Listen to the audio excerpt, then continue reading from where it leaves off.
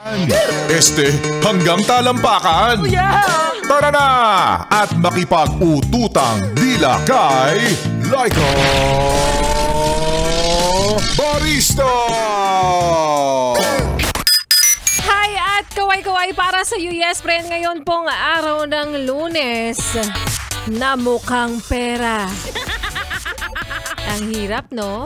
Kapag mukha kang pera tapos mababa lang yung sahod mo. Mapapatanong ka lang rin paminsan-minsan na, Lord, bakit mo ba ako ginagawang maarte kung hindi naman ako balak gawing mayaman? At syempre, para sa iyo, yes friend, gusto kitang i-congratulate dahil sumahod ka na ngayon. Ano naman? Kino-congratulate lang kita kasi pampalubag loob ko lang yun sa'yo. Oo. Dahil alam ko naman na mas matagal pa o mas tumatagal pa ang back pain mo kesa dyan sa sahod mo. Kaya nga sabi ko sa'yo, diba, pwede tayong maglaro. Ano, game? Time-lapse tayo. Pabilisang maubos ng sahod. Maayong maulan na araw po ng Lunes para sa iyo, yes friend. Kasama mo na nga kapiling, kachismisan, kakwentuhan at kaututang dila rin. Yes, totoo. Hindi ka nagugulumihanan, hindi ka naaalimpungatan. DJ Laika Barista na ang iyong napapakinggan. Ngayon pong araw ng Lunes, yes, live tayo, pumasok tayo. Para sa iyo na kunwari ang hindi makadaan, hoy! Tigilan mo ako, sabi mo work from home na lang, boss, kasi walang madaanan. So, alam ko na yan. Dito sa 101.1 Yes FM, 3 p.m. to 6 p.m. po tayong magsasama-sama. At para sa mga yes friend po natin na nag-aabang, live ka naman pala, Laika Barista. Baka naman ito na ang pagkakataon. Baka naman mamigay ka na dyan, pag-iisipan ko, sumasali ka ba? Nakikinig ka ba?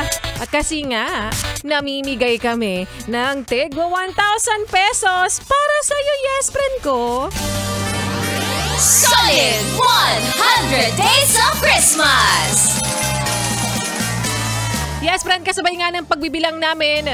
Ang pagbibilang natin ng araw bago sumapit ang Pasko, kami dito sa 101.1 Yes FM ay namimigay ng tigwa 1,000 pesos para sa iyo.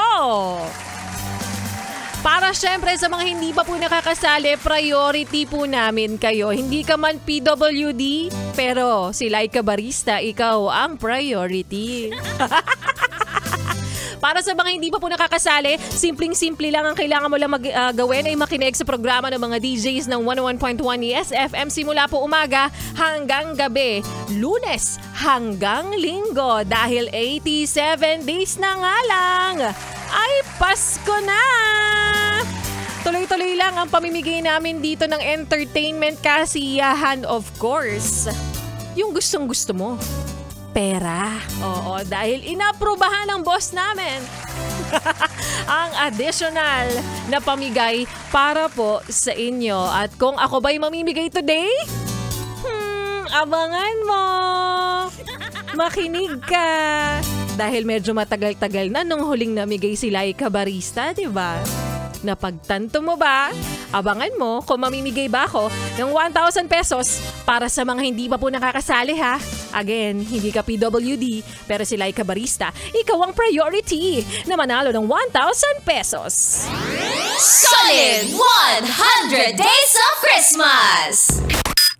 At kapalit ng mga ipinamimigay namin dito, yes friend, syempre tulad na lamang ng iyong ginagawa, laging nakatutog, laging nakikinig at laging nakasubaybay sa 101.1 Yes FM, huwag mo nang ilipat ang iyong stasyon.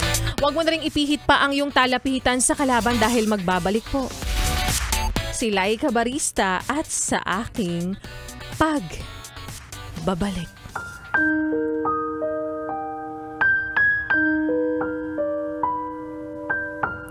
Ang buhay ay hindi tungkol sa mga totoong taong nakaharap sa iyo, kundi sa mga taong nananatiling totoo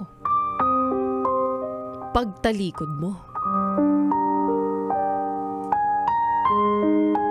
At yan nga, yes friend, ang kwento na ating mapapakinggan mamaya sa aking pagbabalik para po sa ating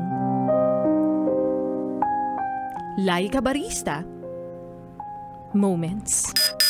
Kaya, happy listening sa mga yes friend kong nananatiling solid tulad na lang ng mga ilan pong nagpapabati na ngayon at nagme-message na happy listening po sa inyo and pa-shoutout Janilyn Lagrante kay Carlo Bitar at sabi daw, mamigay ka na, pa-suspense ka pa.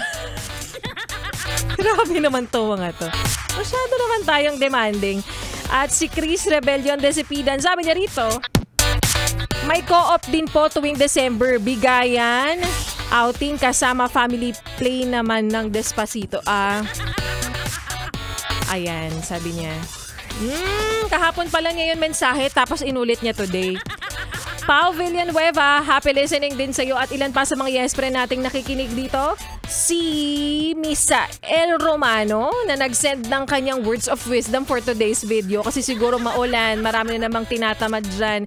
Si Jolly Mar Porquido, sabi niya rito, malaking tulong ang mga group ng Grab update sa daan kapag may baha. Ay oo, ito kasi yung question ko kahapon.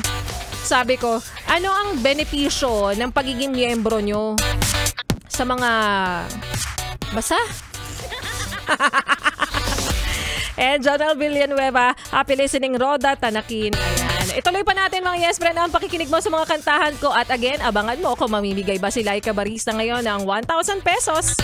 Ito pa ang mga kantahan ko ngayong hapon kasama ang susunod nating kanta ng Blackpink na nagsasabing kapag sobrang toxic na niya at kaunting kilos mo lang naghihinala na siya. Kill this love. Dito sa iyong solid na paboritong kabanding ang 101.1. Yes, FM.